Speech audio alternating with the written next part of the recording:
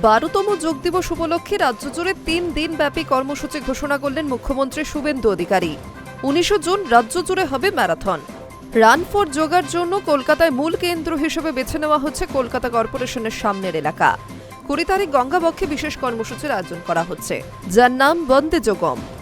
21 June প্রধানমন্ত্রী নরেন্দ্র মোদীর উপস্থিতিতে রেড রোডে উদযাপিত হবে যোগ দিবস। প্রতি বছরই কেন্দ্রের তরফে দেশজুড়ে উদযাপিত হয় যোগ দিবস। এবার বাংলায় বিজেপি সরকার গঠিত হওয়ায় রাজ্যেও বিশেষভাবে উদযাপনের পরিকল্পনা করা হয়েছে।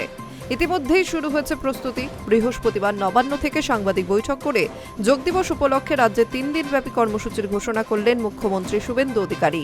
তিনি জানান 19 তারিখ হবে রান ফর যোগা। কলকাতার 11টি এলাকা ও রাজ্যের বিভিন্ন প্রান্তে হবে ম্যারাথন।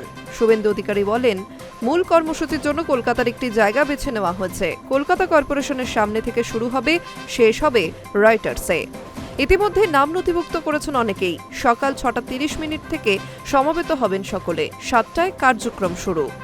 তবে সকলকে স্বাস্থ্যবিধি মেনে অংশ নেওয়ার আর্জি জানিয়েছেন মুখ্যমন্ত্রী শুভেন্দু অধিকারী। মুখ্যমন্ত্রী আরও বলেন, 20 তারিখ পশ্চিমবঙ্গ দিবস। ওই দিন বিকেল 5:30টায় অভিনব কর্মসূচি। গঙ্গাবক্ষে আধুনিক প্রযুক্তির মাধ্যমে এক অন্য পরিবেশ তৈরি করা হবে। এই কর্মসূচির নাম বন্দে যোগম। 21 তারিখ রাজ্য জুড়ে পালিত হবে যোগ দিবস। মূল অনুষ্ঠান হবে রেড রোডে। 6:15 জমায়েত, আধ ঘন্টা পর শুরু হবে মূল কর্মসূচি। সেখানে উপস্থিত থাকবেন প্রধানমন্ত্রী। শুভেন্দু অধিকারী বলেন, মাননীয় প্রধানমন্ত্রীকে স্বচ্ছ ভারতের অন্তর্গত স্বচ্ছ পরিচ্ছন্ন পরিবেশ বান্ধব পরিবেশের মাধ্যমে ঐতিহাসিক কলকাতা শহরে স্বাগত জানাতে চাই। তাই সকলে নিজের এলাকা পরিষ্কার রাখুন। Hi news network.